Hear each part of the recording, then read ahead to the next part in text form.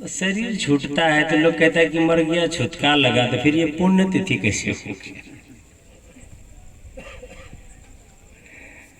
मैं खुद अपने आप को इस चक्कर में पड़ा हूं। मैं आपसे निवेदन करूं कि जो आत्मा है हमारे और आपके अंदर में, ये आत्मा का यहां कोई साथी नहीं है। थोड़ा अलग अंदाज में, इस आत्मा का यहां कोई साथी नहीं है। केवल और केवल कोई है तो या तो ईश्वर, नहीं तो सदगुरु। अब हम अगर अपने मुंह से बोले तो बोले, गुरु महाराज स्वयं लिखते हैं, गुरु ही तो है, गुरु भी तो है, और गुरु ही क्या है? जीव के मितु है,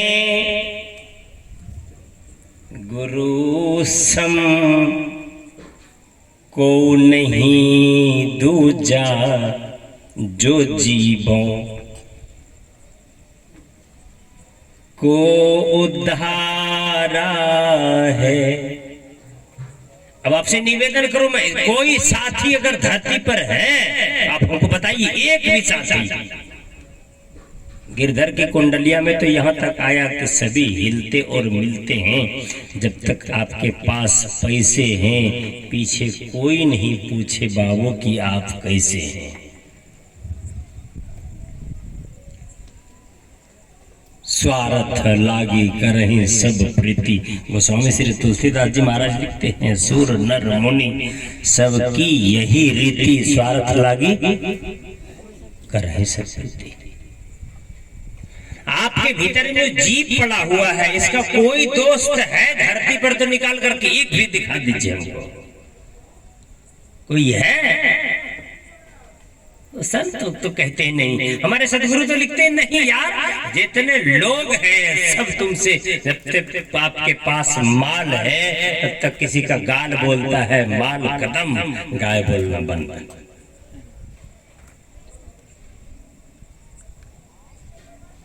जब तक आपके पास शरीर है तो आपके अंदर में जीवात्मा है।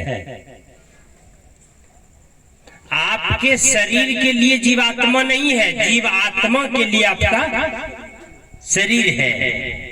इस शरीर से जीवात्मा को कोई रिश्ता नहीं है, नो रिलेशन, कोई इससे कोई संबंध नहीं, इसका कोई संपर्क नहीं है इसका। जब तक वो जीवात्मा आपके शरीर में है तब तक आपको पहचान रहा है, आपको जान रहा है, आप बोल रहे हैं, हंस रहे हैं, गा रहे हैं, खा रहे हैं, जो कर रहे हैं। ये जीवात्मा जिस दिन निकल करके चली जाए, कोई पूछेगा क्या? शरीर से जीवात्मा निकल जाए, मेरे ही शरीर से भी निकल जाए, कितना तो लोग बैठे रहिएगा। हम अगर अभी मर जाए, कई लोग बैठे रहिएगा, बोलिएगा बाबा मर लो, अब बैठी की करवे, चलना अपना घर देखे, मोबाइल फोन करी दे घर की, अंतिम दर्शन करेंगे, प्रणाम करेंगे। विशेष होगा तो फूल है, फूल ले आकर के कोई चढ़ा देगा, क्या करेगा वो? मेरा रिश्ता नहीं है किसी के साथ, है क्या? है किसी के साथ रिश्ता मेरा? नहीं, जीवात्मा मेरे पास है, सभी दूध पिलाने के लिए तैयार है, रोटी खिलाने के लिए तैयार है, खीर चमचम खिलाने के लिए लोग तैयार है। किसको? हमको? अरे नहीं, उसी को खिला रहा है जो बोल रहा है, मजा ले रहा है, वही तो है। और उसी को समझने के लिए ये सारी व्यवस्था है, इस व्यवस्था उसी को समझने के लिए। कौन सा उपाय करेंगे तो जिंदा में उसको हम समझ लेंगे, और नहीं समझ पाए। परम संत बाबा देवी साहब बड़ी कटुआ शब्द कहता है कि कब्र में दाखिल होने से पहले, चिता में जलने से पहले अगर तूने सर्वेश्वर को जान लिया तो बहुत अच्छी बात, नहीं तो बहुत बड़ी हानि होगी। हानि क्या होगी? कबीर साहब लिखते हैं,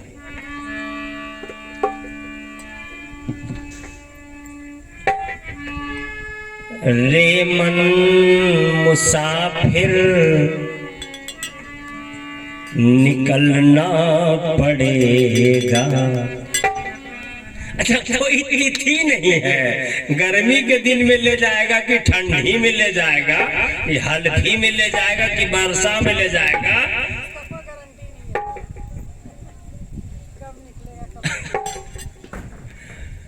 अब कुछ वो नहीं करेगा कि आपको ले जाए हो। एक आदमी बड़ा होशियार था, बहुत होशियार। अब होशियार तो समझते ही हैं, पढ़ा लिखा एकदम टैलेंट विद्वान, माफ करिएगा अंग्रेजी में कैसे घुस रहे हैं, एकदम मजबूत पढ़ा लिखा आदमी था वो। सत्संग में लोगों को, अच्छा सत्संग में लोग वो आता है जिनका मूंछ दाढ़ी पक गया है, यह पकने के लिए जा रहा है। करुआ वाला, हरका वाला एक कुछ नहीं मिलेगा। काहे पता है क्यों? जब तक लड़का का जब तक विवाह नहीं हुआ है तब तक लड़का पीछे से देखिए यहाँ तक चढ़ा के बाल कटवाएगा, पीछे से चढ़ा। शादी होने से 1 वर्ष हुआ है तब वो बाल इधर से नहीं कटवाएगा, वो धीरे धीरे तब बढ़ना शुरू हो जाएगा। काहे हो? उससे पूछिए तो बोलेगा अब हमरा उम्र रहे कर ले कि वो सब करे रहे। एक तो बेटा हुआ तो उसका कटवाएगा 40 रुपया बाल, तो खाली छाटने का लगता है। ये उम्र है, मैं निवेदन करूं आपसे, ये उम्र है। तो इतना होशियार पढ़ लिख करके हो गया था कि उसके मन में हुआ कि सत्संग सुनने के लिए कौन जाए। एक बुढ़ा घर में बैठा बैठा क्या करता, जा सत्संग में। संजोग से एक दिन वो सत्संग में आ गया। सत्संग में महात्मा जी कह रहे थे कि जब यमराज आता है तो उस समय किसी का दिमाग काम नहीं करता है। यमराज आता है तो यमराज का रूप महात्मा जी वर्णन कर रहा था कि यमराज के हाथ में एक फांस होता है, यम फांस, एक डायरी होता है उसके पास। यमराज जब आता है ये यम फांस और एक तो उसके पास डायरी होता है, वही जिसमें नाम लिखा रहता है। आएगा और आपको यम फांस से बांध करके ले जाएगा। उसने सुन करके रखा था, भीतरे भीतर बड़ा खुश था कि यमराज का रंग कैसा होना चाहिए। बोले यमराज का रंग काला होता है, आंखें लाल, भैंसे पर सवार होकर के आता है। अभी बेचारा इतना पढ़ा लिखा आदमी सुन करके तैयार था कि सारा चीज तुम जानिए गए, यमराज आएगा तो उसको भी एक बार चकमा दे देंगे।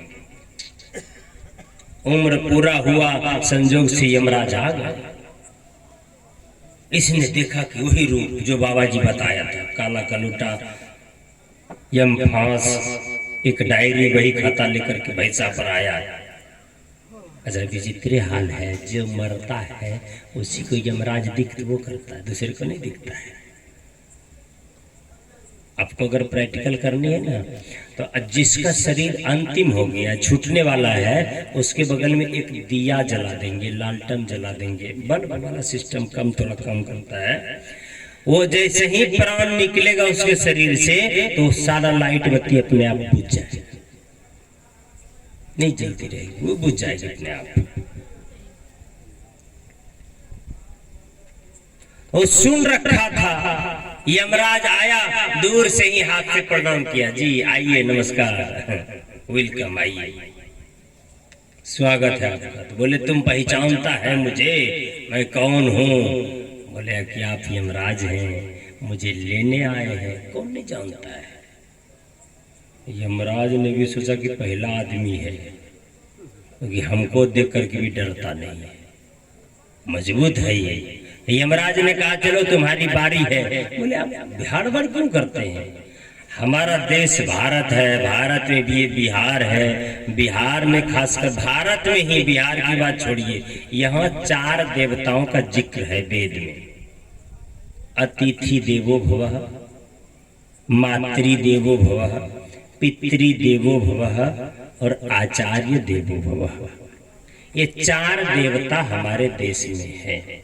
मैं आपसे जल्दीबाजी निवेदन अगर करूं, ये चारों देवताओं का अगर आपने पूर्ण रूपेण आदर कर लिया तो इसी जन्म में आपका जन्म और मरण का जो चक्र है आवागमन का, ये छूट जाएगा।